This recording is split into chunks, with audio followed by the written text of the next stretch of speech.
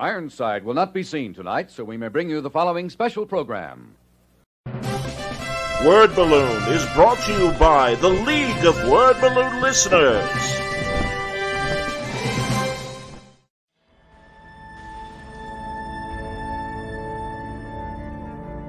That's, me kind of doing a very light take on the version of Batman I was raised by, which is sort of post Neal Adams take, which he was doing the year I was born. Neal Adams was redefining the character kind of in the cracks and corners of DC when he was first a cover artist on a lot of the Batman books in the late 60s, and then once they gave him sort of the run of the place, his look, he kind of exaggerated even more with the lighting and the grandeur, the way he would exaggerate the figure form, the length of the ears, the length of the cape. A lot of it was just sort of aesthetics. He wasn't really changing the costume per se. I tried to illustrate what Adams did with a sense of maybe somewhat photo exacting kind of take on it, while also kind of avoiding some of the comic book tropes of the glowing white eyes, which I was always having a problem with as a kid, thinking about like how the mask is pretty much on his face like it's makeup. Like it's as close to the skin as you can get the way it was drawn by everybody, Adams included. And if that's the case, there's no room to hide the eyelashes for the human being wearing this mask, so basically just his natural eyes showing, but you can hide that in shadow.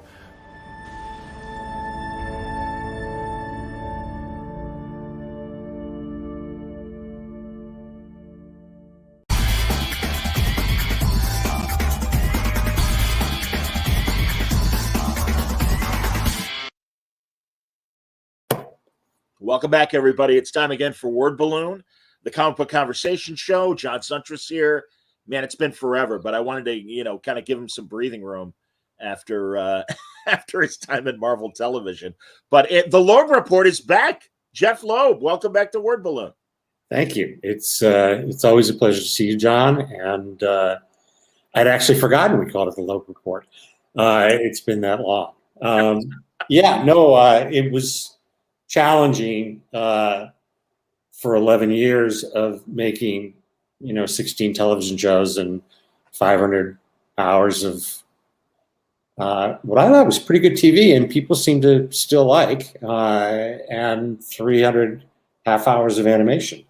And that's all due to the fact that I had the most crackerjack team that I worked with, and showrunners and actors and crews and cities that helped us out. And a big shout out to Jim Corey, and a big shout out to Kareem, who really they really ran the place, and I just, answered questions. Well, again, no, that body of work, and I'm so glad that Disney Plus brought it over from Netflix, so a lot of that can be re-enjoyed. And of course, the stuff on Hulu is still there too, which is great. Yeah. Man, no, I and also, man, listen, I'm rooting for what Marvel and DC are putting out there. But I mean, Jeph, honestly, especially the Netflix stuff, I think really does kind of, it broke through your experiences at Smallville, Heroes, Lost, and the like. I think really prepped you for what was a big moment when things got started over at Netflix with Marvel. Yeah,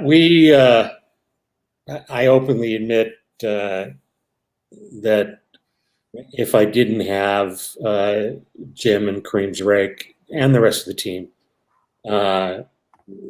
every single person, I used to tell them every day, it doesn't matter whether or not you carry a pencil or you are the star of the show, every little action that you take makes this better. And Netflix was incredibly supportive, and working with my boss, Dan Buckley, who was in charge of that division at the time,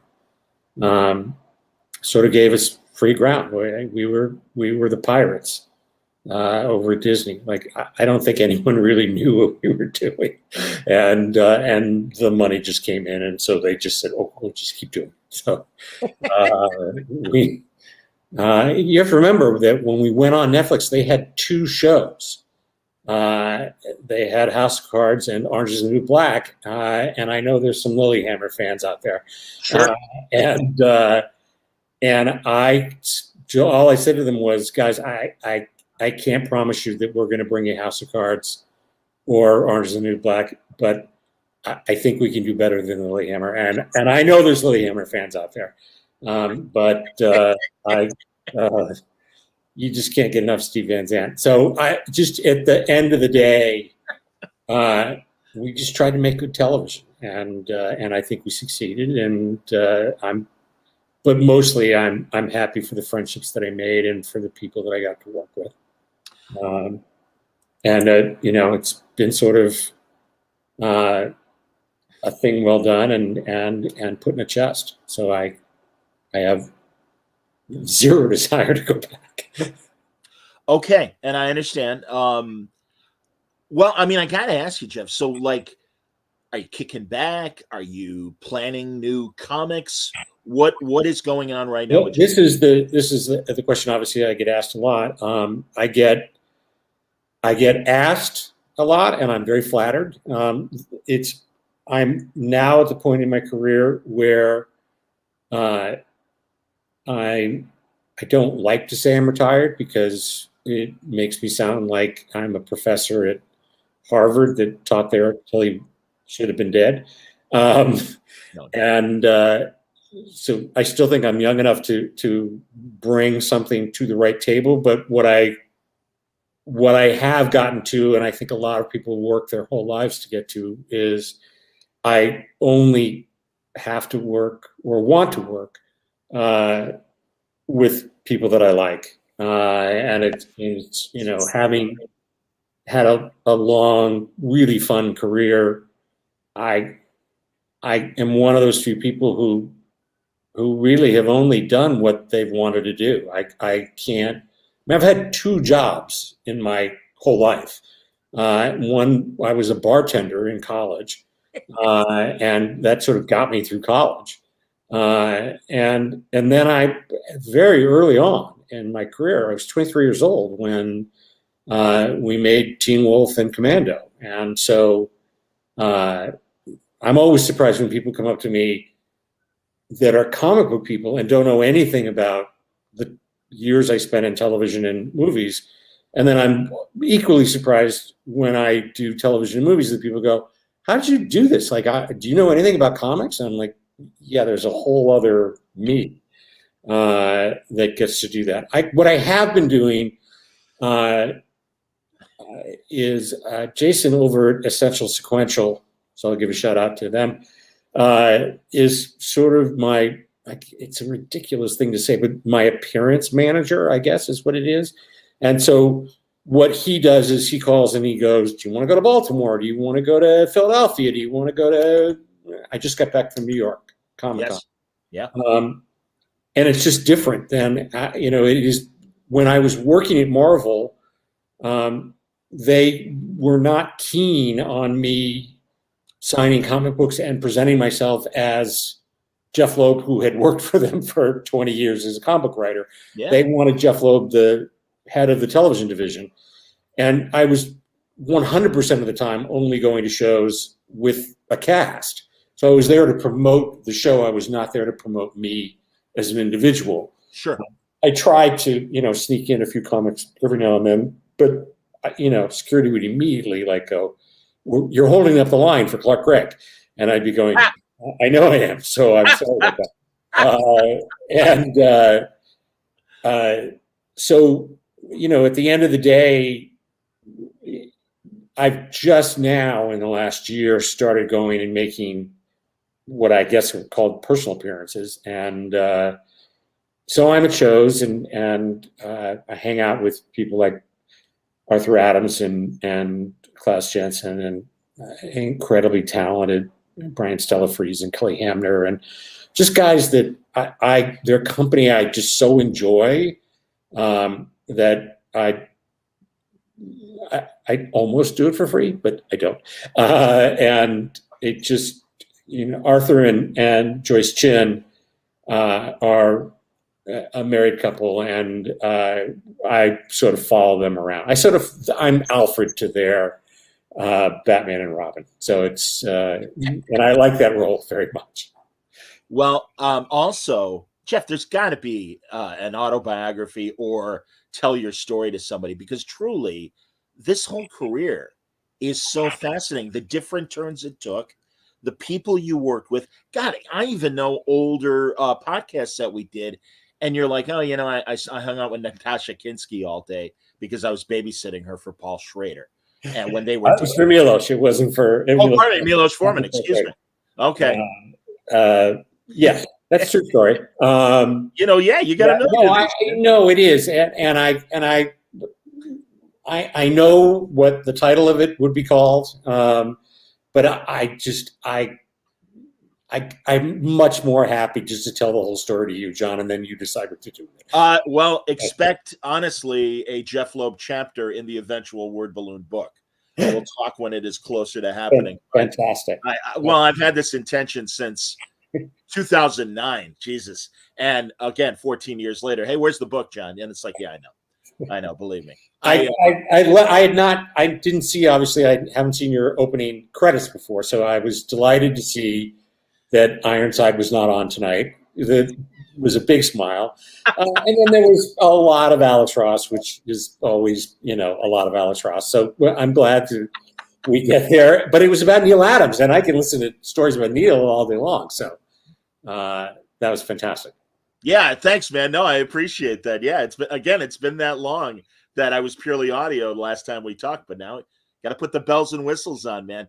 We're going to get into, and obviously I'm such an idiot. I've been trying to get Jeph on for like the last month or so, and thank God we recontacted each other. But he's like, oh yeah, let's do it this Sunday and Long Halloween, and I'm like, yeah, dumbass that I am, of course. So here I got I got one of the covers, probably the most recent collection. That is the most recent. They finally, and I take total blame for it. When we did Long Halloween and subsequently did Dark Victory, I thought at the time, because movies at the time were not, it wasn't always the best idea to call the movie The Long Halloween 2. That the idea was Star Wars, Empire Strikes Back, that kind of way of doing things. But it really was Star Wars, Empire Strikes Back. It wasn't, you didn't lose the name brand. It became Star Wars A New Hope, those kinds of things. And so when we did this collection, and Tim, who we've since lost, but when it really was towards the very end that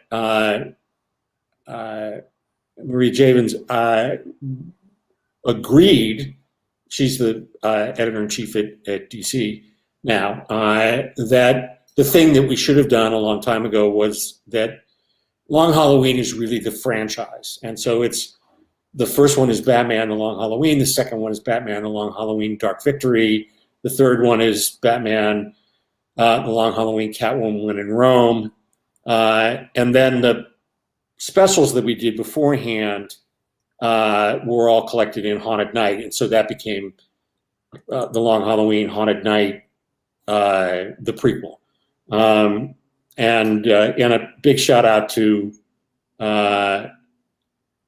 Richard Starkings, who helped do the design and was very integral in making the transition over to it. So now when you go to Amazon or wherever you go, hopefully Long Halloweens are all stacked together, and now people go, oh, there's 4 of them. And that's just the whole collection of what I did with Tim. And then we did the last thing that Tim did, which is the Long Halloween special, which is the 48-pager that we did in 2021. And then we had talked about going further, and we lost him. So someday that story will get told somehow. And then the Marvel collaborations with Tim, and here's one of my favorites, Hulk Gray, of course. And I suddenly, I don't know whether or not you saw it, I got a Google alert or whatever those things are, that I'm going to just murder his name, and I'm really sorry because he's a great guy. Louis Lamatier, I think is how you pronounce it, but I don't know, who I think is best known for Now You See Me, Now You Don't, but also directed the second Hulk movie, the one with Ed Norton. I guess he must have a new movie. He does. Well, I know he did the last. He did Fast 10. Okay. But he just did an interview, and in the interview, he talked about how what he really wanted to direct was Iron Man, and they said, "You can't direct Iron Man. John's doing Iron Man. We're gonna give you the Hulk," which people don't remember was actually the second movie that came out of the MCU. And he went on about how Hulk Gray was his inspiration for the movie. Wow. And that's how I met Louis in the first place, was that he called like out of the blue and said, "Will you come see the film? I think you're going to like a lot of the things." And there's a whole section where he and Betty are in the rain in the cave, and there's lightning. All of that is directly from Tim's artwork. And sure. And it was great. So it's always fun to see that, seeing the Batman stuff is obviously a lot of people know about. Did all your Marvel color books with Tim come out, or was there one that either Tim didn't finish? Because again, no, I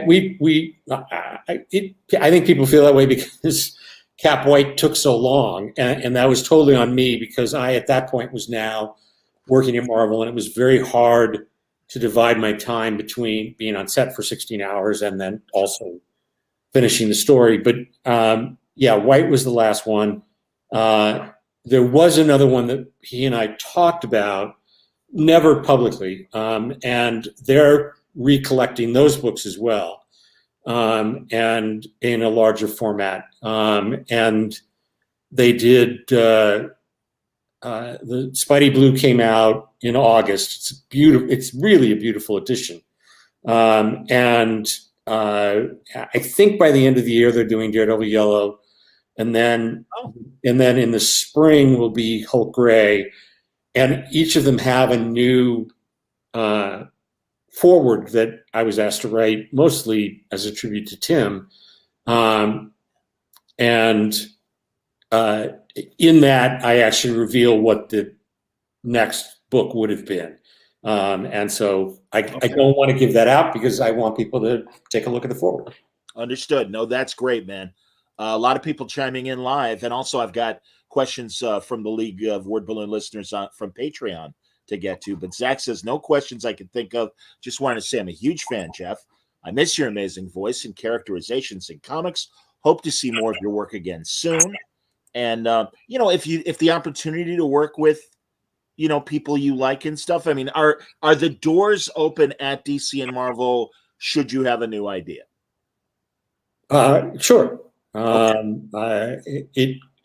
Look, I was always smart enough to, or lucky enough to work with incredibly talented people like Jim Lee and Ed McGuinness and Michael Turner and Joe Mann, Carlos Pacheco and Arthur Adams. And look, the list goes on. And while I thank everyone for giving me credit for characterizations and dialogue and storytelling and all of those things, which I've been very, very grateful for, it still is primarily a visual medium. And so unless my artist can be my partner and my storyteller with me, it's not going to work. And so that's why so many times Tim and I took that credit, which was storyteller. We didn't take written by and illustrated by, because it just never felt that way. I try to give that credit as often as I can to the people that I'm working with. Simone Bianchi, Frank Cho, Steve Scrose. I literally, my brain would fall out if I had to list everybody that I was lucky enough to be able to work with. But I am mostly known for the stuff that I did with Tim, and I, he was, if I can be so bold to, I not even stand on the shoulders of, but stand at the foot of, the Stan and Jack of it all. He was my Jack, and deserves all of the credit. It's just an extraordinary storyteller and a really good human being, which was the other thing that helped me a lot, as not just as a person, but as a storyteller. That's excellent, man. Zach says the gallery edition of Daredevil Yellow came out this week. Okay, well, as per usual, Marvel didn't send me anything, so I don't know if that's out.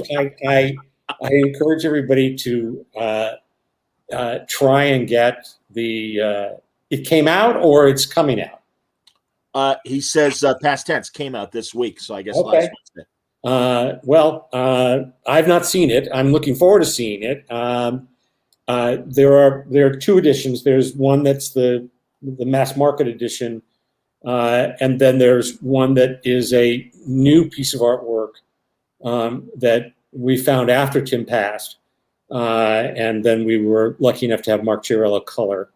Oh, that's great. And it's each book will have one of those. And of course, again, Richard Starking's doing his amazing job doing the design of it and really carrying the book across the finish line. That's excellent. Man, Jeph, questions are coming fast and furious. I'm going to go back to the top here. Okay. To see, first of all, let's see here. Where do we go? James Bunt wanted us to obviously talk about Tim, which was always part of the plan. Mm-hmm. Here we go. Jason, as someone who's worked in films and television, I wonder what Jeph thinks of the Batman stories that have been adapted from his work. Yes, even staying on Long Halloween, but all of them, Hush, but right now, those are the two that come immediately to mind that they've. Those are, a lot of them have been turned into animated shows or DVDs. Sure. I really like the guys that work over at Warner's Animation. I find it very curious that they don't include me or the artist in seeing the script or having we have no, even Hush, which we did with Jim, and Jim is the president of the company, they don't talk to them about anything that they're doing. And that's probably okay. I mean, I've made movies that are based on books, and I don't make it a habit of calling the author and going, so tell me what do you think is important about your book. So I assume that's what it's about. Except I've done a lot of animation, and I would love to help out. And I've told them that, and this is where we're at. No, the ones that are sort of the most impressive is Chris Nolan had really no reason to thank me at all. He's Christopher Nolan. And he, when he did the Dark Knight trilogy, he was so gracious about talking about the impact that both Long Halloween and Dark Victory had on the movies and had on Christian Bale's performance. Christian Bale said that he kept a copy of Dark Victory next to his bed in his trailer so that that's where he took his Bruce from. I will always remember the Joker sitting on top of the bag of money, the stockpile of money, and setting it on fire, which is not in the Long Halloween. In the Long Halloween, it's actually Harvey Dent and Batman who set the Romans' money on fire. But again, that's where a director and a writer, in this case David Goyer, get an inspiration and then take it and make it sort of their own for their story. But then we're kind enough, without my asking, because DC asked, they do the forward in the Absolute Edition. And he gives me and Timmy all kinds of credit. And I'm just sitting there going, you're Chris Nolan. Like, you're like the Stanley Kubrick of my generation. Like, you can do whatever you want. You don't need to thank me. but he has, and he was very generous. And then, again, totally by sheer coincidence, Matt Reeves, who made The Batman with Rob Patterson, he was a student of mine when I was teaching at USC, and I was teaching graduate screenwriting.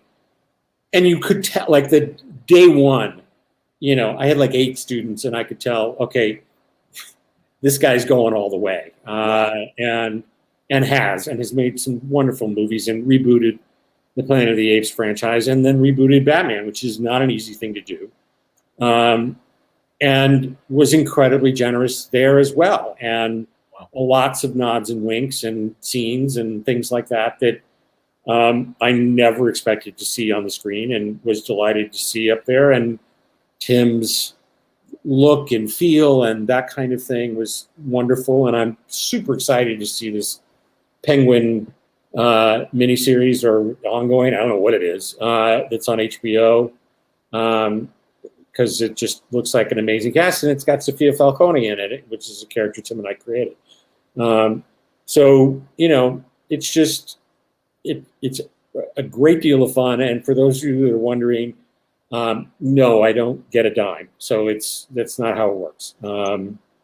And that's the magic of comics. It is work for hire, and that when you go in. And sure, if I wanted to, create my own superhero of the night and try to sell that and make it work, then that's something else I could do on another day.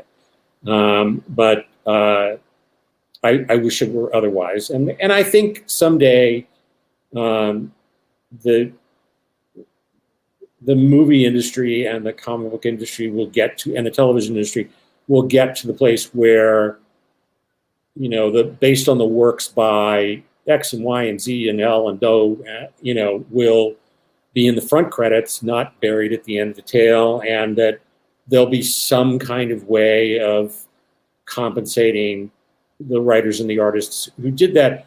I think the real problem is just that, having now been on the other side of the glass, that there's so many people through the years. When you're talking about a character like Batman who's been around for 75, 80 years or something, like years, very hard to say, well, Jeph Loeb did that part, but we have to remember that Bob Kane did this part, and we have to remember that Jerry Robinson did that part, and we have to remember that Bill Finger did this part. And it becomes, I think the best thing is that they'll probably find a way of sort of picking an amount and going, everybody gets the same, whether you had one line of dialogue or whether it's your entire plot.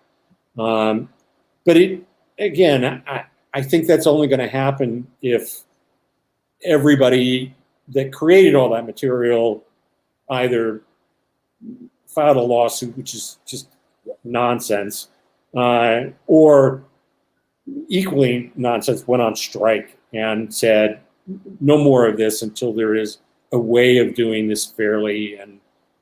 And until then, it's just, hopefully you get a free copy of the movie.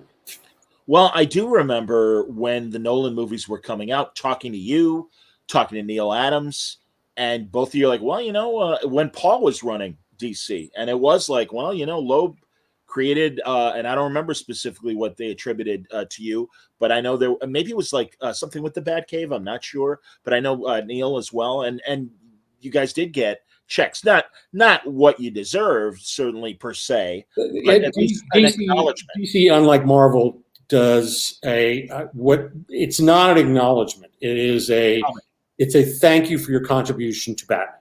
Okay.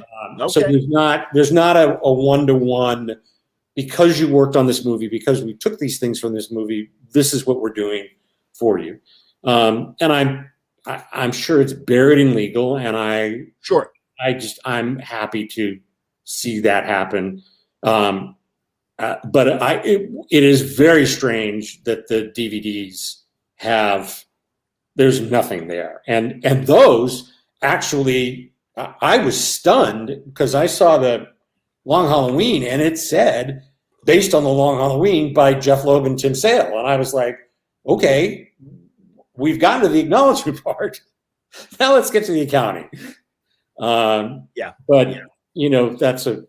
let's not spend a lot of time on this. This is no problem. Well, I do, but while I have you, and really, obviously, given your roles as both a network suit and or however the capacity as head of Marvel Television would be quantified, I got to ask about obviously the resolved WGA strike, the ongoing SAG strike. I know that they're at the negotiation tables. I'm a SAG member, but as I always want to point out for people going, hey, are you scabbing? No, I'm not scabbing because I'm in a journalistic capacity, correct. So I'm allowed to do what I do under SAG rules. But that said, yeah, God, Jeff, you and I talked when the writer's strike was happening back in 06 and 07, and you were on the picket line when you were doing Heroes and everything.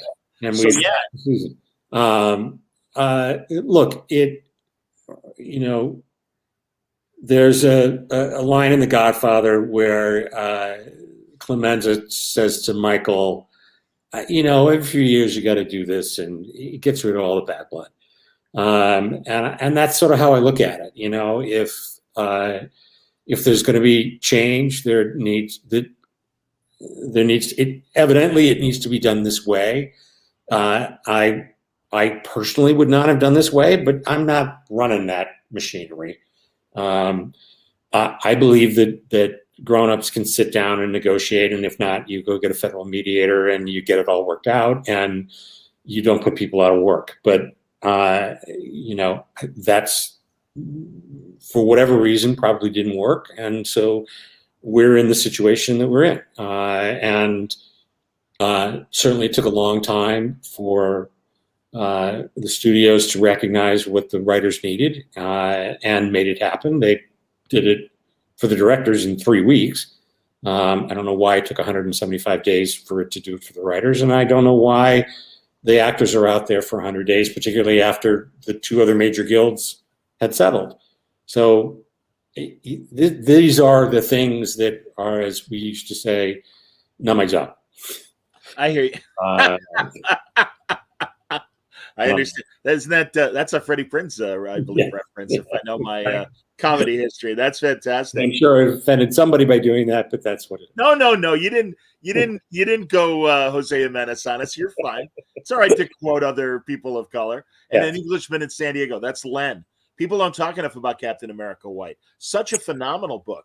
Can you talk about the troubled production? Oh, you did. And how, of the book, how the story changed in your head over time. Did it change, Jeff? It never changed. It's one of the things that people do ask me all the time is that one of the things that I learned, it's odd because I wrote things before, but I learned when I was on Lost, which is you can't really set out to tell a story that has a sequential format that you don't know where you're going. It has to all be laid out, because otherwise you're going to forget to put little things in there that you wish you had. And every now and then there's something that I miss. I'll give you a perfect example. When it was always, and hopefully I'm not spoiling for anybody, it was always supposed to be one of the answers in Hush was Harold the humpback that I think Norm Breyfogle first drew. And I thought it would be a lovely thing if he was cured, that the hump was removed and that his spine was straight and that he had now had a life. And that was the reason that he did what he did in the story without giving it away.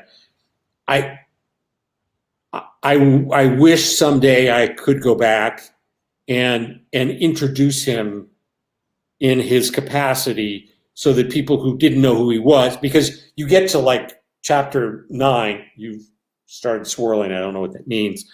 John, can you hear me? Okay, I'm just out here talking. I don't know if I'm not talking. I don't know if we have to. Now I'm here. Hopefully John will be back. I'll finish the story, which is I wish that I could go back and introduce Harold sooner, so that he doesn't come as a surprise in the 11th hour. But in terms of Cap White, that was all laid out. It literally, whenever Tim and I worked together, there was could you hear any of that? It was rolling, Jeff. You were still going fine. Something happening on my connection.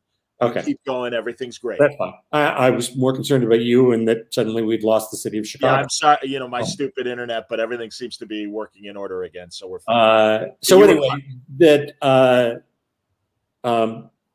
in Cap White's case, when I worked with Tim, we would turn in an outline of what each book was about, and usually what emotions we wanted to hit, and little plot points, not big things, because I was always afraid that if I gave it up, that when the editor read it, I wouldn't get a real response, because it's a little bit like when you see a trailer and it gives away the plot, and so suddenly you're in the movie going, why is this a secret? I already know this. It's in the trailer. And so in particular, Archie, as good as a storyteller as he was, and the greatest influence in terms of me writing comics, Archie Goodwin, who we also lost,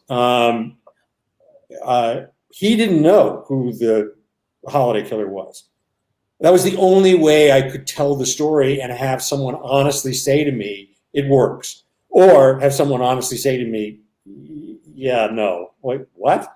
Because I was always, my favorite really, and I'm just going to blow it for everybody, is, God, what is the movie? It's with Mickey Rourke, and I think Halle Berry. Angel Heart, yes. And it's a straight ahead detective story that at the end, the answer is supernatural. And it's like, wait, what? Like, there's no supernatural element in the movie. Like, there's nothing. And then all of a sudden it's like, the ghost did it. And you're like, the ghost? What are you talking about? And that's always my fear. My fear is that you've spent a year of your life trying to figure out who Hush is. And Lisa Bonet, thank you very much. Literally,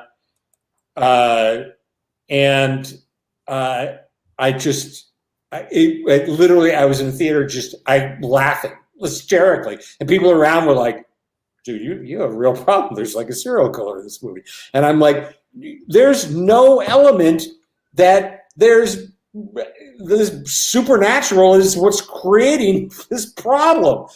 So it's the conversation I have with every time a writer asks me about a mystery. Like, I go, just make sure it's not a ghost. Don't. It's okay to say, it can't be, that guy's dead, and then find out that guy's not dead. Yes, but you can't say he's dead and his ghost is out killing people. Unless in the very beginning you understand that we live in a world that has ghosts. Then you can go and do that. Which, by the way, I've probably given somebody a great murder mystery, and have a good day.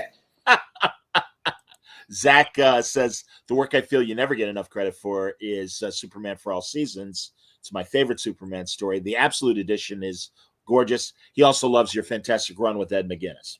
Zach, you're incredibly kind. I actually do get more than enough credit on Superman for All Seasons. It is, look at that. It's signed and everything. I think if you look down in the street, you see Sam's barbershop, and that was for my son. And I always loved that Timmy would throw things like that in.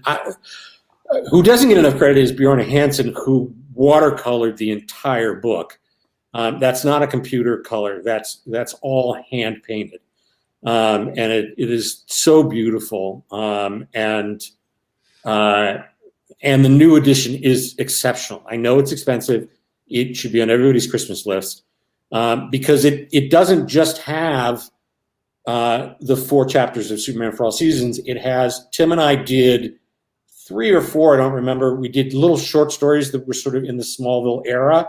Yep. That are collected with it. And then in addition to that are a couple of scripts, because I rarely put my scripts in there, mostly because a lot of those scripts I did on a typewriter. And so if I don't physically have them, they don't exist.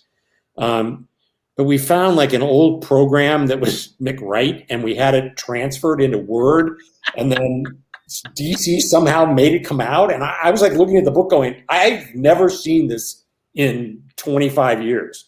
And then the real joy is there are Tim's pen and ink pages, like more than a dozen pages that Richard had scanned.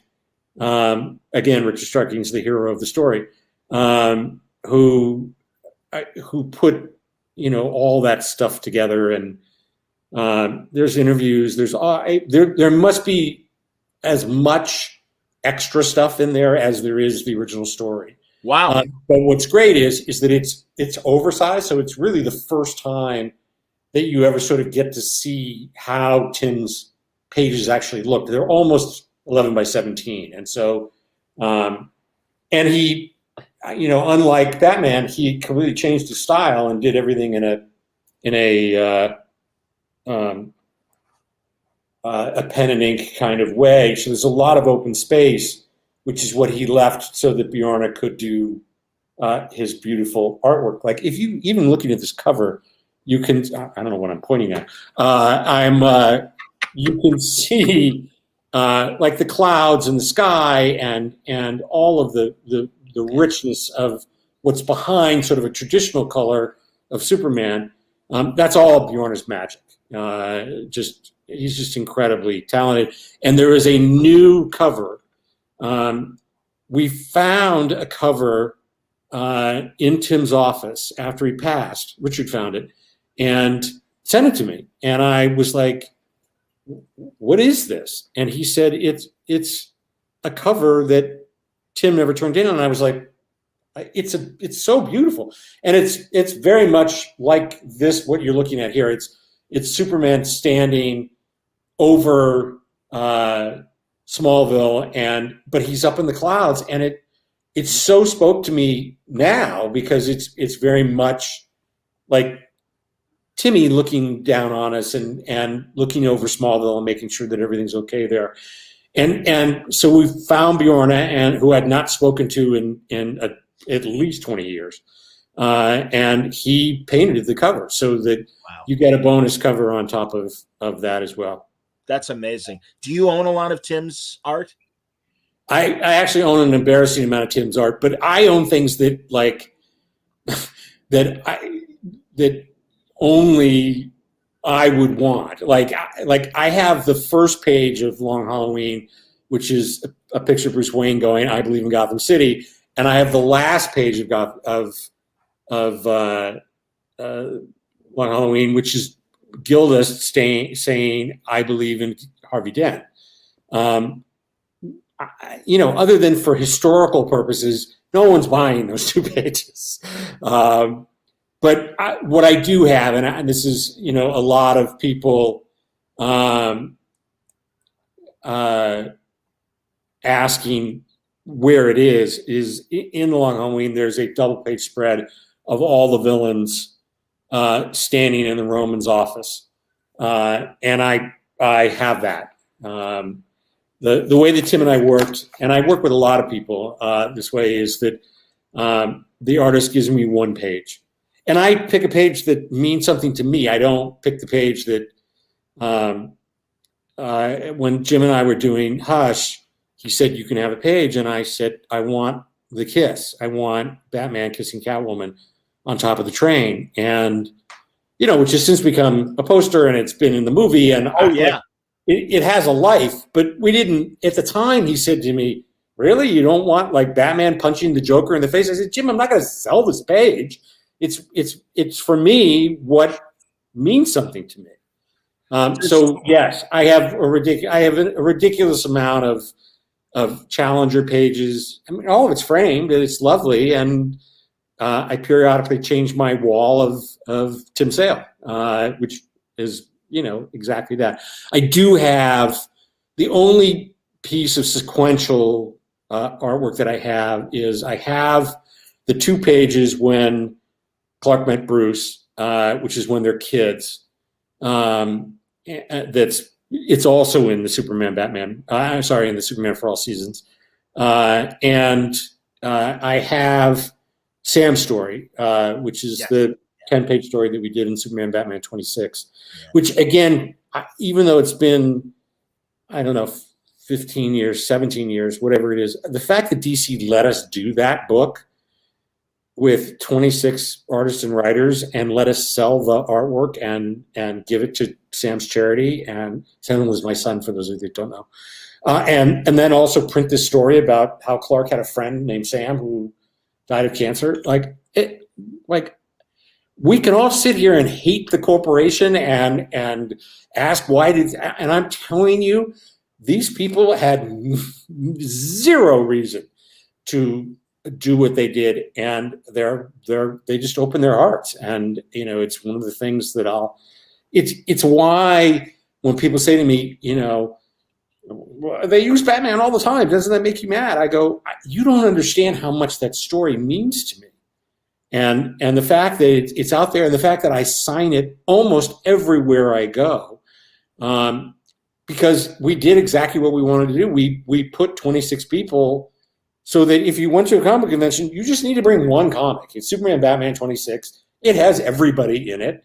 The only part that is bittersweet is the number of people that I now see that we've lost. Mike Turner and Carlos Pacheco, and the list goes on, where I go, and I don't consider myself an old man.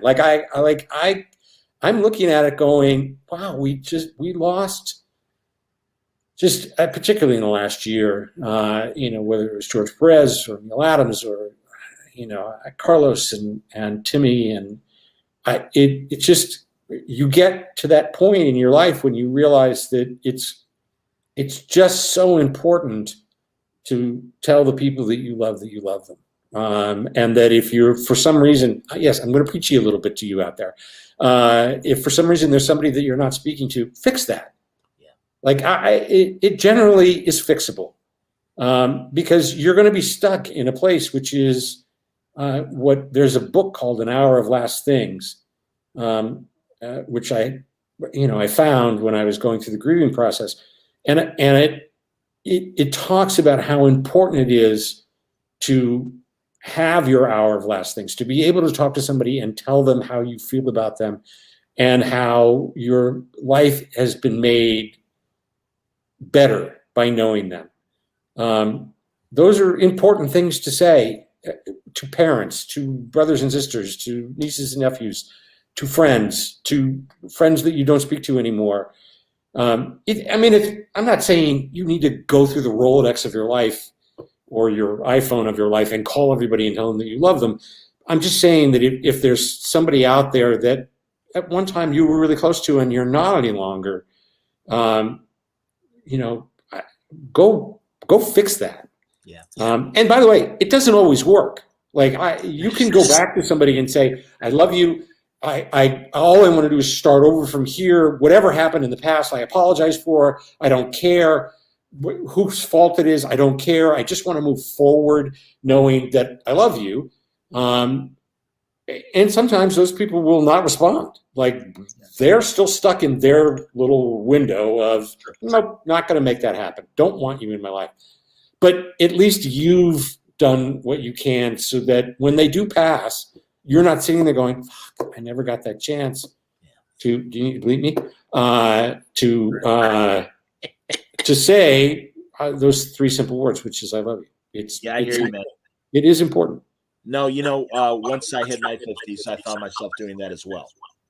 And I get it. So, here, let's see. Are you getting echo on your end of me? There's a little sort of whispery thing. Yeah, I hear it. Yeah. I'm going to pull myself out for a second and see if I can fix it. Okay. Here, I'm going to give you a question to go over as lather on. Yeah, no, that's good. Let's see here. All right, Isham. And first of all, I'm going to read the person on Patreon who wanted to ask about Challengers of the Unknown. Okay. Let me find the question. Here it is. Aiden, please ask him about the Challengers of the Unknown miniseries. As I know, and as Aiden knows, that was your first work in comics. And Isham says it's a miniseries that didn't get enough recognition. So we're going to go full screen on Jeph, and I will get back and try and fix my echo. Okay.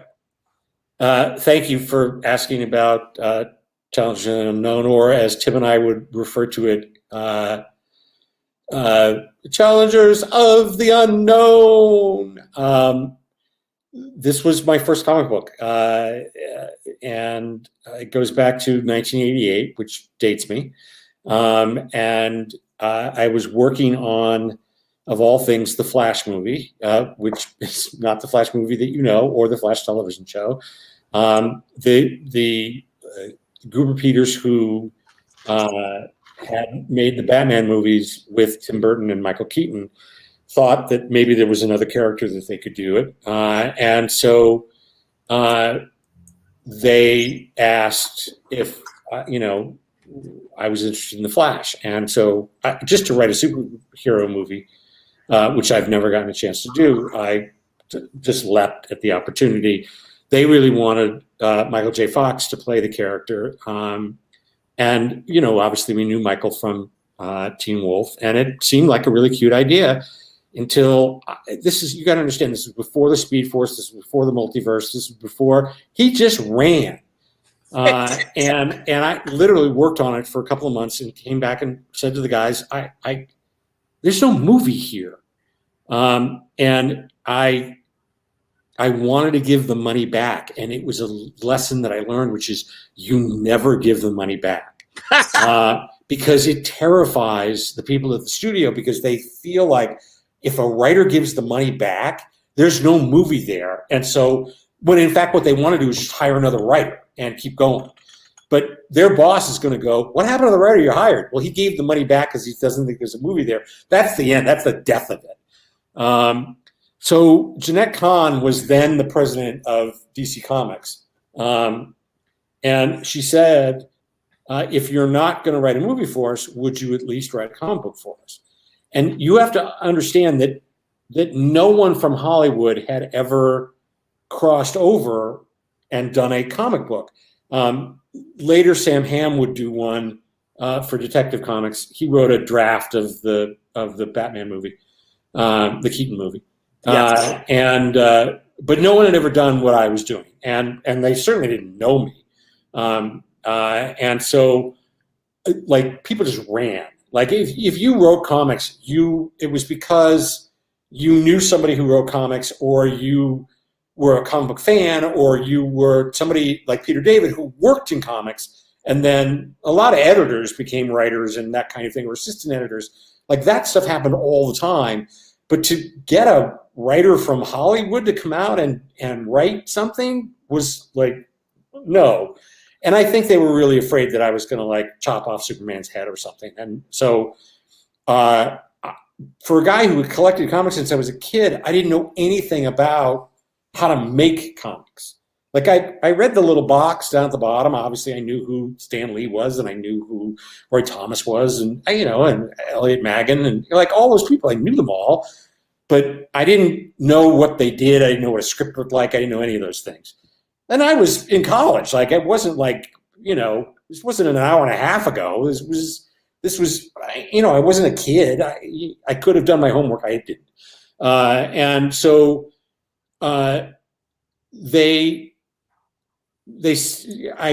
Dick Giordano, God rest him, came out to California for business, and he had breakfast with me and said, so Jeanette has tasked me with finding you something. And I think most of the editors were like, oh, okay, how do I win in this? Like, if the book sucks, I take the blame. And if the book's great, Jeanette gets all the credit. So I don't want anything to do with this guy.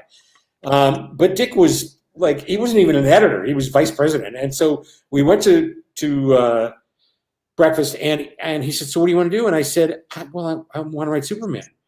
And he said, well, we have writers on Superman. And I thought it was like television, where it was like, well, there'd be like a staff or there would be a freelance assignment. I didn't care. I just wanted to do an issue, put it in a drawer, do whatever you want with it. And I said, well, okay, well, then I'll do Batman. And he said, no, you're not doing Batman. So he literally took out a list of like all the DC characters that they published and said, pick one from this list. So, and it starts at like Aquaman, and they were like, we have someone on Aquaman. I was like, the Atom. And he'd go, no, I think we have somebody on the Atom. And I was like, okay, this takes up the entire breakfast. Like, I'm literally like, I'm going like the Creeper. Like, I know you're not doing anything with the Creeper.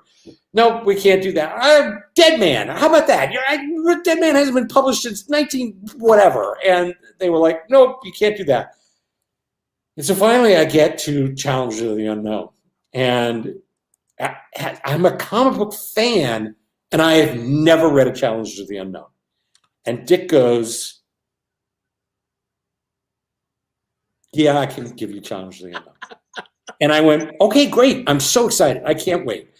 And at the time, this is when, and I am not in any way saying that I am comparing myself to, but this is when Alan Moore was revitalizing Swamp Thing and Grant Morrison was doing Animal Man. And like, they were taking these little unknown characters that nobody wanted to do anything with, and were making them, as we say, relevant. So right. I said, okay, I'm going to do that. I'm going to make them a bunch of 40-year-olds, which I think at the time I thought was just so old. You know, that I'll talk about middle age. I'm thinking to myself now going, what did I think was happening? And I was going to go and do this thing. And I went to my local comic book store and I said, do you have any Challengers of the Unknown? Because there's no internet when we're doing this. And the guy says to me, yeah, I got a box. And he brings a box out of the back, and it has 1 through 78 issues of Challengers of the Unknown with some great Neal Adams covers. And I said, wow, this is amazing. Like the whole thing here, how much do you want for it? And he goes, $5. I need the space in the back. And I was like, oh, so this is just newspaper to this guy. And so I get home, and the one thing that I noticed was that at the time Murphy Anderson was coloring the book, because he did all those books, and at the time it was a 4-color process. That's all you had a choice of. So it was brown and yellow and red and blue. And when you look at comics from the 60s, you'll notice there's not a whole lot of palette that you can work with. But mostly because, and this is not a slight, Bob Brown did most of the artwork. Jack did the first few issues. Yes. But they all looked alike, and they all looked like Bruce Wayne. And so if you colored their hair wrong, which Murphy Anderson did often, like you had no idea who anybody was talking to, because they didn't go, Ace, bring me a cup of coffee. They would just go, bring me a cup of coffee. And then another guy who looked exactly like the guy that he was talking to would come walking in. And I'm so confused by it that I just said, okay, we need somebody who can draw tall people and thin people and you know, large people. And so in 1989, I go with Barbara Randall, who was at the time, I think Barbara Kiesel, she's now Barbara Randall again. I go to San Diego. Now I'm there as a pro. I'd gone all the time, which again ages me. And I have my 40-page, I have a 40-page outline for an 8-page miniseries. And I'm walking around, and I still to this day, the guys that I remember, this was in the basement of the Grand Hotel. It was not at the big, huge convention center that everybody knows. And the Artist Alley was literally a room. Like there was basically a flea market on the main floor, and then there was a room where you could go and get autographs. And there's 2 guys there sitting together, and I come up to them and I go, I'm Jeph Loeb, and I did Teen Wolf and Commando, and I make movies, and I'm doing Challenge of the Unknown, and you guys, this is your chance. Like, you, either we can answer whatever you want. Like, I saw your pages, they look great, let's do this. and they laughed me out of the room. And it was Jim Lee and Will Spatasio, and they were on Punisher. And they said to me, "We're going to be on the X-Men." And I'm like, "Yeah, you're going to be on the X-Men." There's a guy named John Byrne who's doing the X-Men. I think he's staying. So that was my first time I met Jim and Wills.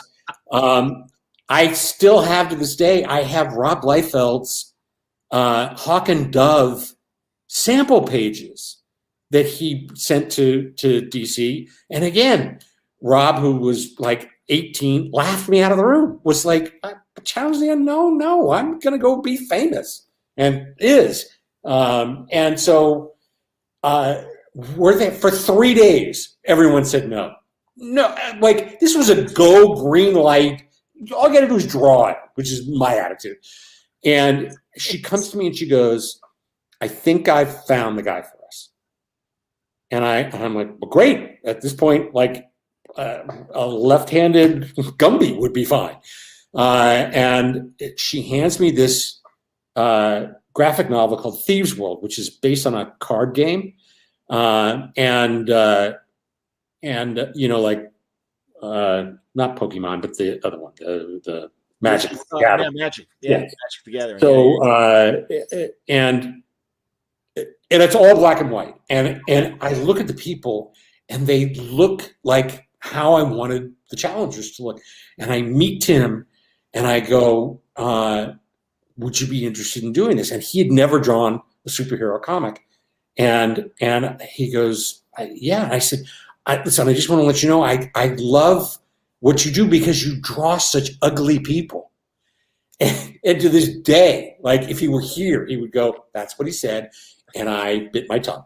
But I really meant it as a compliment. I meant that all these people didn't look like Bruce Wayne. They were not like perfect people.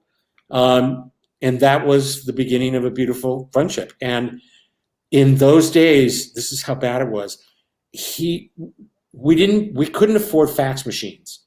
And there was no way to send me anything. So he would draw 3 pages and mail them to me. And then he was in Seattle, I was in Los Angeles, and I would get them and I would open them, and then we would talk on the phone, and I would say things like, "I love panel 2, but I really saw this as a close-up. And you've drawn the whole store." And he'd go, "Yeah." I said, "So can you push the camera in?" And he would go, "What camera?" And I would go, don't you have like a light box or something? And he goes, "You want me to redraw the page?" And I said, "Well, I guess kind of, if you want to put it like that." So there are 64 pages of Challenges of the Unknown #1, which is a 22-page story, because he kept having to redraw because there was no script. We would talk on the phone, and I would go, "Panel 1, this is what," and then we would wait, look at those pages, then we would do more. It wasn't until I did my first Batman story which I got because of Tim.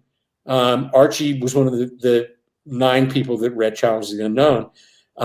And he said, he was the first artist to be asked back on Legends of the Dark Knight. The whole idea of Legends of the Dark Knight was never to repeat any of the teams. And he had done this thing with James Robinson called The Cavalier. And that sort of put him on the map as a Batman artist. And so Archie said, "Would you do another one for me?"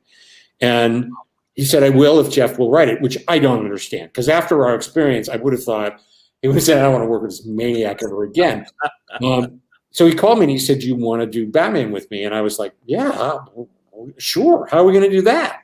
Wow. And he said, "Well, talk to Archie." And so we talked to Archie, and we did the first chapter of what was going to be 3 stories. All of this is put together and became Fears, which is the first Halloween special. That's a different story. We're not going to do that right now. So I turn in the first. Tim turns in the first drawings, and I turn in the dialogue for the letterer, who was then Todd Klein. And Archie calls me and he goes, I need the script.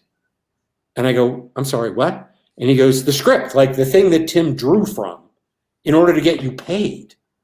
And I was like, Archie, Tim and I do it over the phone. And he goes, well, then I can't get you paid. So for the first like 3 or 4 things that Tim and I did together, he would draw it, and then I would write close-up of Batman. And then I'd put in the dialogue. And then panel 2, a big shot of the Batcave. He'd already drawn it. I was just describing it. And then finally, after a while, he said, this would be a lot easier if you wrote the script, and then I could draw from something, and I could call you and go, this page makes no sense. And I would go, yeah, well, because I, like most writers, started out the same way, which was Peter Parker gets up in the morning, gets out of bed, puts on his pants, climbs out in the hall, goes down the stairs, and says hi to Aunt May. Panel 2. And he would go, that's 6 panels. And I would go, no, it's not. It's like one continuous shot. And he would go, there's no camera. I can get you from the bedroom to the downstairs, but that's a page. Do you want to use a whole page for that? And I'd be like, let's just start in the kitchen. He would go, now you're learning. That's awesome, man. Wow. Again, we're hitting an international audience, Jeph. Talking comics with Gorminator. As a geeky teenager in Scotland during the 90s, your work meant a lot to me. And as a geeky adult, it still does. You and Tim Sale are heroes in my house and always will be. Very nice. Thank you very much. I appreciate it. I honestly, I write for my artist. People ask me all the time. There's actually a book that's on comic book writers on comic book writing or something like that. And I remember that. And that was one of the questions that they asked. And there's like giant names, like how I'm literally in there having done Challenges of the Unknown. But there's giant names, Grant Morrison, Mark Waid, Alan Moore, like all these people are in there. And all of them, to my memory, say it's the story that they wanted. They're the architecture, they're the architect, the artist is the builder. And I said, I write to an artist's strengths. I have a conversation with my artist. What do you like to draw? What do you not like to draw? Yeah. And then depending upon my friendship with them, like with Tim, he hated drawing cars. And so if you go and you look, in every issue, there's a car. Because I was just driving crazy. I was just what I wanted to do. But I was talking to Chiarella the other day, Mark Chiarella, and he and I and Timmy were like a little triangle of people. He was the editor on Dark Victory. And he said, did Tim ever draw the Batmobile? And I said, yeah. There's a scene where they're chasing after the Joker, and he fires his gun, and the Batmobile drives off to the side. And I think Robin's in the scene. Robin's not even introduced in the story. And he sent me the panels, and it's literally like the panel's this big, and the Batmobile is this big along the bottom. There's like all you can see is like a lot. There's no wheels, nothing. And then the flip side, when I was working with Jim Lee, Jim said to me, please don't have me draw kitchens. And I was like, what? And he goes, you and Tim do the best kitchens. And I go, Jim, you can draw anything. He goes, no, you don't understand. I have to draw. When I draw mechanical things, they have to work. Like Tim, there's a scene in the Romans kitchen, and there's what I said to Tim, what is that on the table? And he goes, what do you mean? I said, the thing that looks like a carburetor, what is that? And he goes, that's a coffee maker. And I go, only in your world is that a coffee maker. That looks like a part of an engine. Now, Jim, on the other side, when I decided to give Huntress a new motorcycle, he draws this motorcycle and calls me, and I go, it's beautiful. Her look, the whole new costume, it's great. Thank you. It's beautiful. And he goes, and that motorcycle works. And I go, what? And he goes, if a guy that was building a motorcycle looked at that picture, he would tell you that motorcycle works. And I would go, okay, I don't know why that's important, but okay, now I understand. And he said he couldn't draw a coffee maker. Like, I just like, okay, that's. So it's always depends. And then McGinnis, who's the greatest, if I said to McGinnis, you're in a kitchen, he would draw them outside by a front door and go, I'm not drawing a kitchen. And he'd draw them like this. And I would go, where are we? And he'd go, they're in the kitchen. And I would go, but I can't see the kitchen. And he'd go, that's the point. I'm not drawing the kitchen. You know, that Superman Batman run, and we talked about it before in previous Loeb reports. One of my favorite things was the inner monologue of each guy and the way they felt about each other. Again, as many people know, I had done Batman, and when I turned in the first Batman script, Archie called and said, "Where's the narration?" And I went, "What?" And he said, "Batman has an internal monologue that goes on in all of the Legends of the Dark Knight books." And I went, "Oh, come on. Like, no one's going to read that. That's like meanwhile. And just move on." He goes, "Learn it, do it." And so I started doing it for Batman. And so when we got to Superman for All Seasons, I thought, thank God, there's no internal monologue. I'm not dealing with that at all. And Tim drew the first 48 pages, and it's so beautiful that there's so little dialogue. And I read it in about 6 minutes. And I called him and I said, we have a problem. And I said, you can read this entire comic it's 48 pages. It takes you 6 seconds.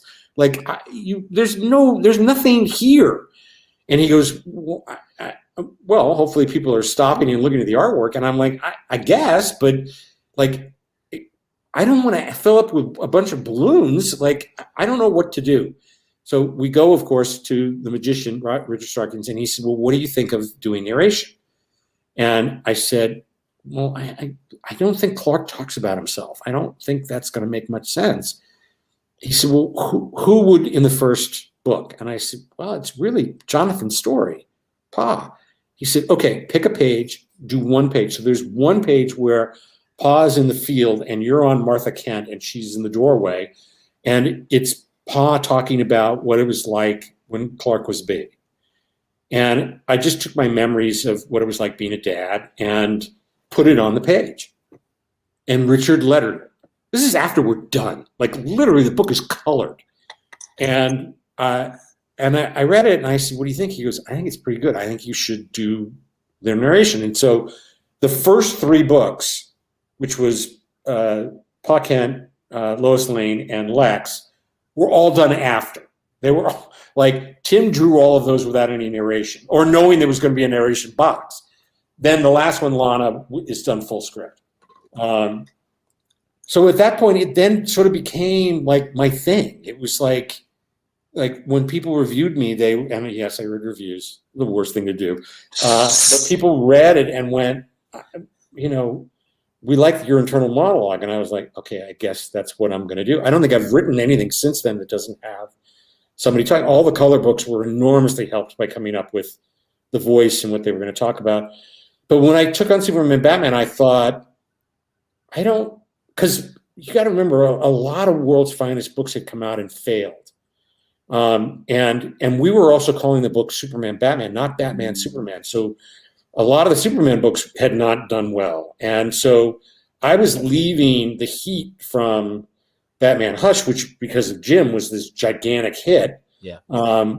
And we were going to go do this book with Ed and Michael Turner and Carlos Pacheco and Ed. And I was like, and I signed on for 2 years and said, this is what we'll do. And at the very beginning, I thought, they're so similar and they're nothing alike. And I think that'll be fun to sort of do that, to be able to talk internally about how they care about each other without them having to ever say it. Because, in case anybody's ever asked you, guys don't talk about this stuff. And so it gives me a chance to have guys talk about that stuff. Jason says he always wanted to see you and Tim work on Shazam. The way Tim illustrated children next to the size he drew superheroes, it would have been magical. And again, would have been interesting if there was an inner monologue between Billy and Captain Marvel, because at least in the CC Beck world, they were two different people. Yeah. I can tell you that we talked about that. Tim had no affinity for Shazam. And so everything that he drew, you had to, that's the reason why Tim didn't work with a lot of people, was because they would come to him and go, can we do Shazam? And Tim would go, I don't really like Shazam. Like, there were just certain things that it was just the way that he was. And if he didn't have a passion for it, then it just didn't happen. He loved the Fantastic Four, but he wasn't going to draw a Fantastic Four comic. That's why I put the Fantastic Four in Daredevil Yellow, so that people could see what an amazing Torch and Thing. The Thing is really hard to draw. At least artists have told me that, and as though I could draw nothing. And I just loved the way that he drew, because he drew him a lot like Marie Severin drew the Thung and Bulk in Not Brand Echh. Like, his face, he just did it like a cartoon, and it was wonderful. That's excellent, man. Are we cool for time? Because I think we can do about another 15 minutes if we can. Great. As you know, we always go long. No, and again, it's been a while, so I didn't want to presume, but sure. Yeah, okay, no, fantastic. Sunday afternoon in California, you're pretty good. Well, there you go. All right, from my Patreon page, Michael Parch, he wants to know, during the Marvel retreats, were there some ideas that you came up with that you were most proud of, or maybe memorable to you, or were never used? Telling a lot of tales out of school here. I'm not really supposed to give up anything that happened at those retreats. Really? But I was, I think, like, it depends on who you talk to.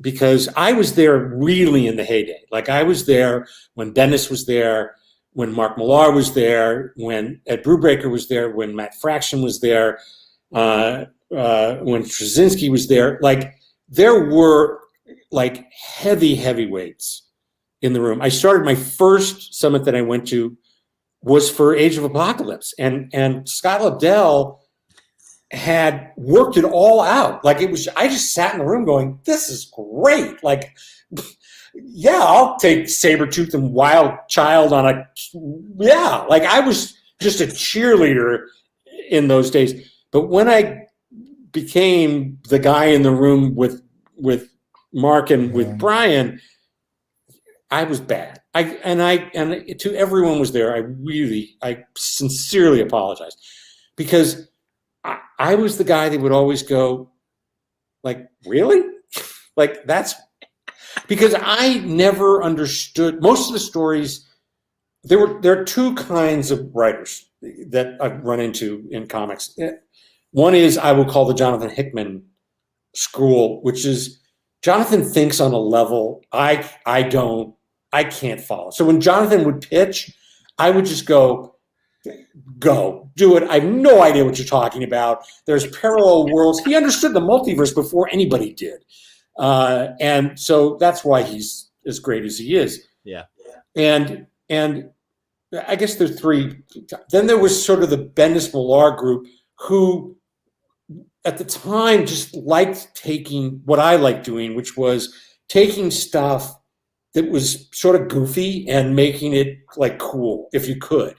And so that's why a lot of those villains, you know, that were like Purple Man, like, that was something that I'm you know, Brian did first, and then I could take that, and then David Tennant played the part. Like, if you go back and read the other Purple Man stories from the 60s, they're awful. All due respect to everybody. But he was just a guy that was terrible, doing terrible things. But Bendis sort of found it and went, look how disturbing this is, what a person who can control your mind can do, like, way before anybody was having all of those conversations. And so, again, it depends on who you talk to about how this happened, which is, so Bendis pitches that he has this idea that the superheroes need to sign the Superhero Registration Act. And everyone who doesn't, S.H.I.E.L.D. is going after. And in those days, Brian had the biggest love affair with S.H.I.E.L.D. Like, S.H.I.E.L.D. was in everything. And I was like, who's S.H.I.E.L.D.? Like, I love the Steranko stuff, but like, who cares about S.H.I.E.L.D.? Brian did. And again, I think that was his sort of like, I'm going to take this thing and make it cool. And he did. So he made it cool. So he's pitching this. Pan over to Millar, who says, I've been watching Ken Burns' documentary on the Civil War, and I think it's really interesting how brother was fighting brother. Like people that were friends were now on different sides. And I think that there's a way, if we could figure it out, to have like heroes fight heroes. And I said, let's take Brian's idea and marry it to Mark's idea. And everyone was like, well, and I said, so like, I don't know, like Captain America is like on one side and thinks that you shouldn't register, and there's a whole bunch of people on his team, and then there's a whole bunch of people that are on Iron Man's team or something like that. Or maybe I didn't have that idea. I don't know. But I do remember Joe saying, what would you call it? And I said, I think Mark's already come up with the idea, which is, let's call it Civil War. I can tell you that I've told that story a dozen times, and everyone is doing exactly what you're doing. Oh, wow, that sounds cool. Oh, that happened. I told that story to CB about a month ago, and he goes, yeah, I was there. That's not what happened. And I was like, really? Because I'm pretty sure that's how it happened. My other favorite moment was I was so angry at the end of Age of Apocalypse that everything just went back together. And Bob Harris and that was sort of the end of my working on the X-Men. Because I said, this is ridiculous. Like, we had the highest selling comic since Jim was on the book. Age of Apocalypse, like, reinvented the X-Men. Some of those characters should come over. Like, it's not a dream. It's a parallel universe that happened. I literally was talking about the multiverse before anybody. And Bob was like, no, you can have X-Man. And I was like, okay, that's the worst idea ever. And so I'm sitting there going, I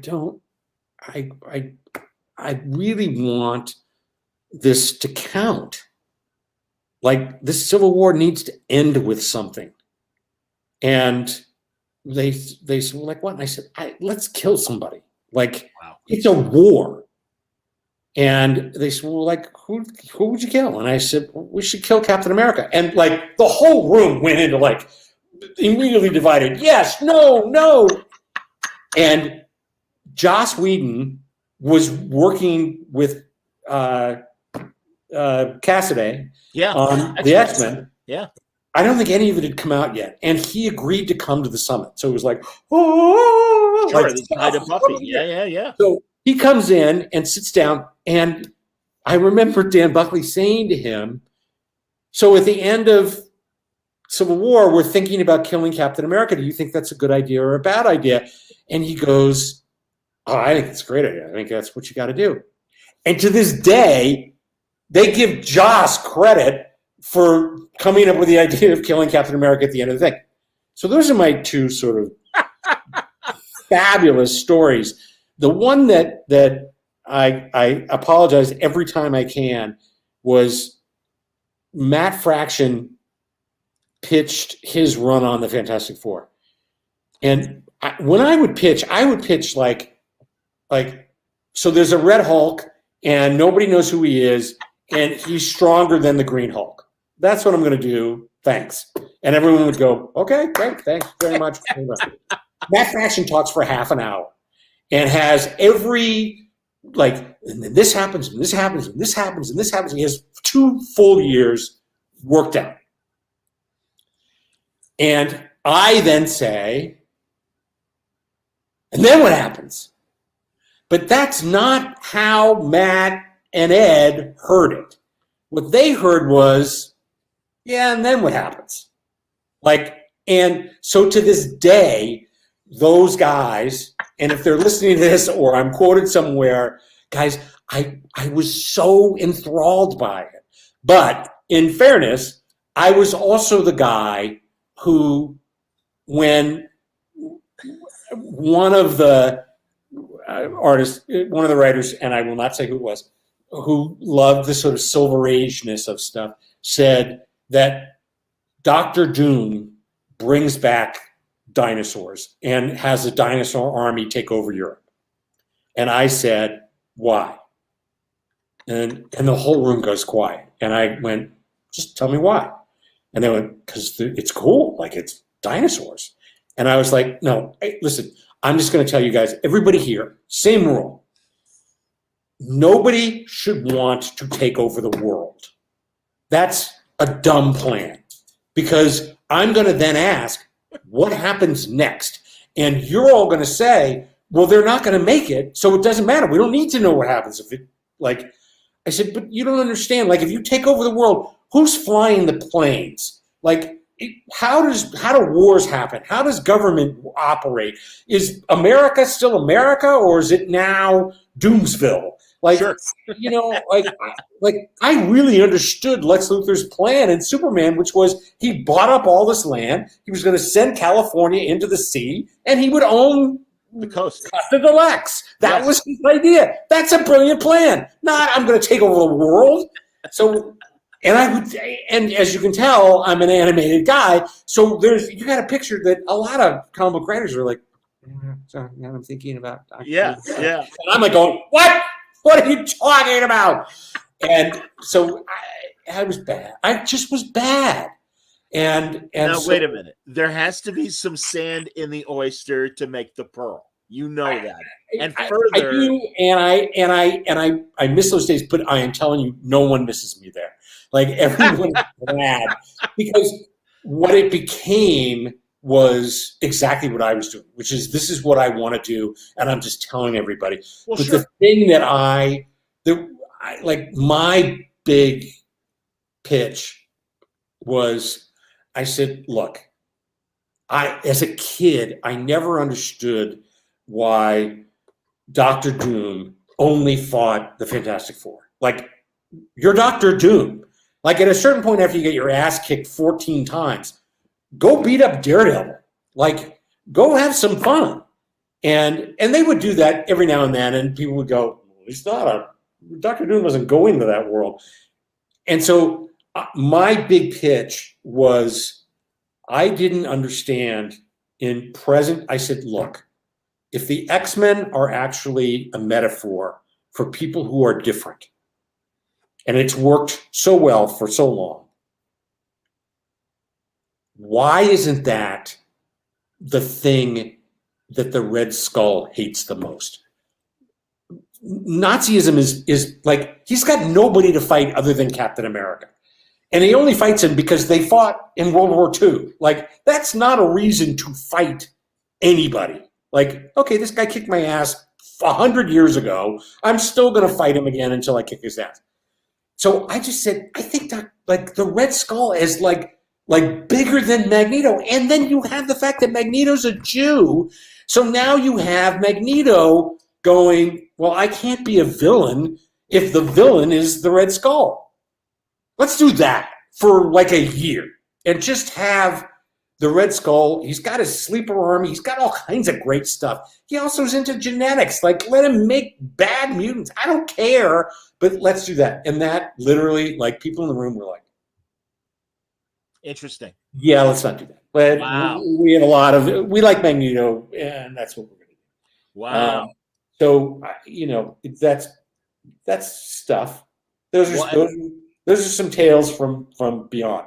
And again, I cannot tell a story from a summit without saying, Matt Fraction, I am truly sorry. I've never meant to poo-poo or do anything negative towards your Fantastic Four run. I thought it was amazing. And I thought what you said that day was amazing. And I'm sorry if it came out any other way, but I'm an asshole. That's the end of the conversation. Well, first of all, regarding Civil War, I do know that I'm reasonably certain it was Brian who told me, you're the guy who came up with the phrase, whose side are you on? Meaning the reader and stuff, which I think was really clever and a great way to pull us in. So that the other Marvel retreat story I remember everybody talking about was when now that Doctor Strange has had his hands crushed by the Hulk in World War Hulk, then who becomes the new Sorcerer Supreme? And that was a massive debate. And whoever suggested Brother Voodoo, later Dr. Voodoo, it was like, oh, are you nuts? And of course, everyone's just, going back and forth of why it's either a good idea or a bad idea. But those were great. And also your Doom story regarding what happens after he conquers the world. I don't remember what the resolution was, but I know there was an 80s graphic novel. Oh, yeah, it's called Emperor Doom. Yeah. And he does win. And he's bored as hell. Yeah. As I remember. And that's right. You can sort of do it once, and then that's the trick. But I love that story. Yeah. And that was one of the reasons why I said, yeah, we're not doing this anymore. It's almost like in Superman 2 when Ursa tells Zod, you're the master of all you survey, as I was yesterday and as I will be tomorrow, and they're bored, and they're all bored as hell. Yeah. That's awesome, man. All right, back to Patreon. Let's see here. We should do one more, and then I think we should. Okay. Sure. I've now talked enough about myself that, again, kids, I'm not Thomas Edison. I didn't invent the light bulb. I just had a lot of fun. And if I've told a story and made it sound like I was the hero of the story, I was not. I was always the other guy. I was the Jimmy Olsen in every story. Well, regardless, I hope this isn't the final Loeb report, because there are. We can come back and do these. All right, good, buddy. Good. I'm glad to hear that, because truly, your perspective in TV, film, and comics, I think, is needed. Michael wants to know: would you agree that after Bill Finger and Frank Miller, your Batman work is perhaps the most used, or at least the most familiar to most audiences? I would think that would be an amazing thing to accomplish. Well, there's high praise. I can never put my feet in those shoes. I certainly nothing, and I've told Frank this, so it's not a surprise. Nothing that I could have done with Batman would have been possible without Frank. Year one to me is my Bible. I just go back and look at it. I mean, the narration there is extraordinary. It's Jim Gordon, a character I love, and who's, to me, is Archie Goodwin in reality. And so that's great. But I did. I haven't had a lot of conversations with Frank. I was reintroduced to him years later, recently, about a year ago. We were both at a con together, and I was with Simone Bianchi, one of my other favorite writers and artists. And he had just done a cover for Frank and said, I'm going to go over and say hi to Frank. You should come with me. And I go, I don't know what, I've bit Frank so many times that, sometimes people don't appreciate that. They look at it and go, yeah, I understand. You've just been copying my work for years. And he was the complete opposite. He was like, I'm so glad we finally get to talk. You're one of the few people that understands who Batman is. And I was like, stop. Like, wow. All I do is understand what you think Batman is. And he goes, oh yeah, it's just that he's fucking crazy. I went, okay, I agree. And that was the conversation.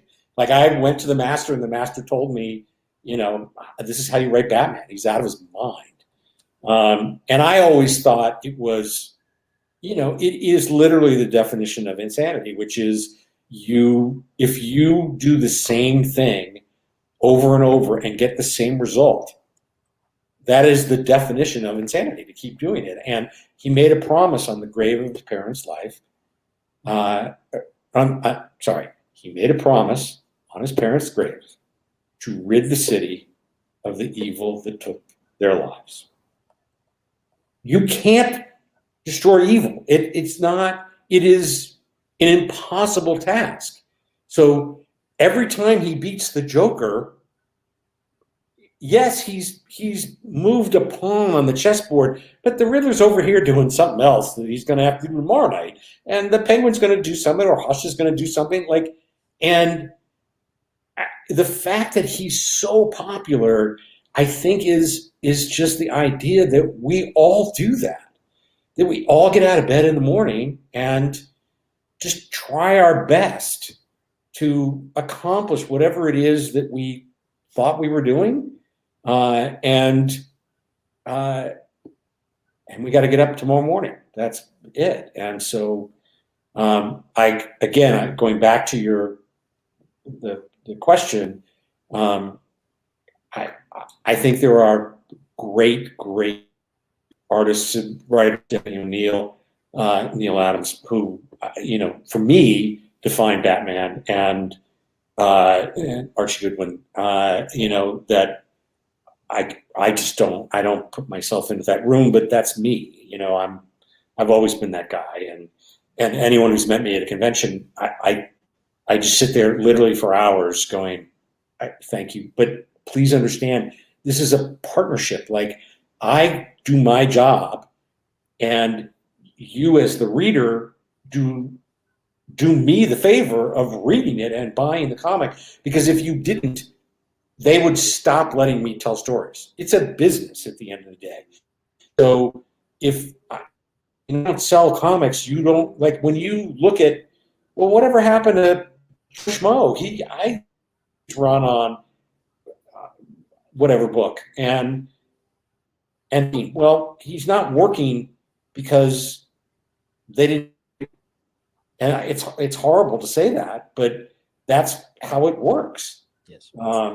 And I've made really good television shows that I'm very proud of, and there's a few clinkers in there that that didn't work, but it wasn't from a lack of trying or love or anything. It was, we were in there getting our hands dirty, just like we did on the ones that worked, and they didn't. And I have to take responsibility for that. I was in charge. And it's the same thing with some of the books. There are people out there that love Ultimatum, and there are people out there that would put me on a spit roast tomorrow morning because of Ultimatum. And the only thing I will tell you is that book sold like gangbusters, and that was my job, was to get it in as many hands as possible. But what I did not realize, and this is my own ignorance, given where I was in the business, was that there were the people at Marvel wanted to reboot the Ultimate Universe. I was given that job, which is go clean house so that we can reboot it. I didn't realize that there were literally hundreds of thousands of fans of what was there. So when I rebooted it, all those people went, "You're the devil. Like, you're a talentless hack who did this." And the person that I'm most sorry for, and I apologize to all the time, it is some of David Finch's most beautiful artwork. And it gets lumped into this internet frenzy of, I had a guy come up to me while I was in New York. He said, "So what happened on Ultimatum? You were like running a hot sudden Ultimatum happened. Why don't you tell me what you didn't like about the book?" And he goes, "Oh, I haven't read it. I just read like on the internet that it's garbage." And I was like, let me give you a little hint. Like, if you're gonna come up to the person that worked on something and spent a year of their life on something, like, do them the courtesy of reading it and then come up. It's perfectly okay with you coming up and saying, "Sure, I think it was garbage," but you're not even saying that you think it's garbage. You're saying that you read that it was garbage. So I look at it and go, I still think it's a lot of fun. And to this day, the blob eating the wasp and saying it tastes like chicken makes me laugh. It just makes me laugh. And it horrifies people. Like horror. Like there are people listening right now that are now turning this off, going probably. And yeah, you had me with Bill Finger and Frank Miller, and we loved your Matt Fraction apology, but you did not say that you liked the Blob eating the Wasp. You did not say that. Well, and you're killing their favorite orphans. I understand. And but also, yeah, dude, please, secondhand opinions. That's a healthy not a healthy, an unhealthy byproduct of our social media culture and the 24-hour nerd news cycle that is just as omnipresent as CNN covering the events of the day. What are you going to do? So I assume you're not on social media anymore as we wrap up.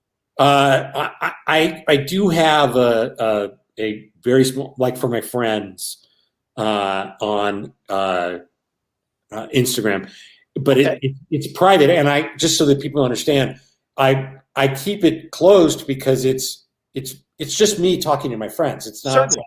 like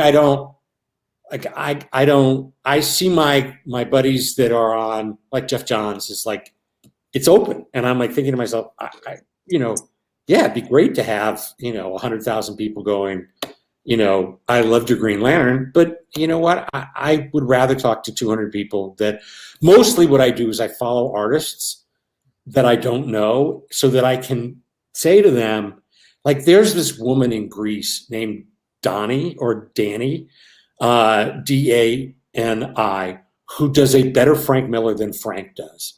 And I just started writing to her going, I can't, like, your stuff is amazing. And she wrote back and goes, I live in Greece. Like, how did you even know? And I was like, every now and then Chiarella will go, you need to look at this person. Oh, that's great. And so I found a lot of guys that I would never, ever know or look at because I don't read those books, or or they're European. And it's just given me an education about all those people that Tim Sale used to talk about all the time. And I would go, that's fantastic, Tim. Can we go back to our story? And he would go, no, you really need to look at this guy. Like, he's got something going on. And I'd be like, that's terrific, Tim. I think that's amazing that you think that's has talent. You need to be drawing. And that was how we talked to each other. That's hilarious, man. And on that note, I think we ought to wrap. Yes. I don't know if you remember, you used to close the show and refer to, it's okay if you don't remember, but you used to. What did I do? I would say next time, right? Wouldn't I? Or you would refer to, because I always end the show as a product of Shaky Productions, and you called it Stinky Productions, which I always appreciate. Yes. No, it's all good. Though I thank you for joining us here on Word Balloon. The Loeb Report is copyright Stinky Productions, and just be here next time when Alex Ross explains how he took Neal Adams' ideas and made them better. That was perfect. Can you hang out 1 second as I close, and we'll say goodbye to each other personally? That would be great. All right, everybody. Jeph Loeb, thank you very much. It's going to be a great week this week. We haven't figured out the day yet, but Bendis says he's going to bring Alex Maleev on to talk about their new masterpiece book for Dark Horse. So that'll be fun. Shelley Bond is going to be on this week. Alex is such a character and so talented. Say hi to Brian. I haven't seen him in 100 years. I will. Absolutely. No. So that's among the highlights. And tomorrow night, I think we're doing our Star Trek review of the latest episode of Lower Decks. And we'll talk about Loki, and we'll talk about all the other sci-fi stuff. And that's great. But yeah, next time Jeph comes back, we got to talk streaming more. And really want to hear about more of, the Netflix days and the Hulu days and all. Certainly Agents of S.H.I.E.L.D. But really also, not in any negative way, but I really am interested in your perceptions of today's streaming products. And because it's a different, my God, 10 years, man, look at the difference in the world in terms of, TV and film and everything. So if you're not watching Andor, you need to be watching Andor. And if you're not watching Welcome to Wrexham, you should be watching that. And we just finished Only Murders in the Building, which just makes me laugh.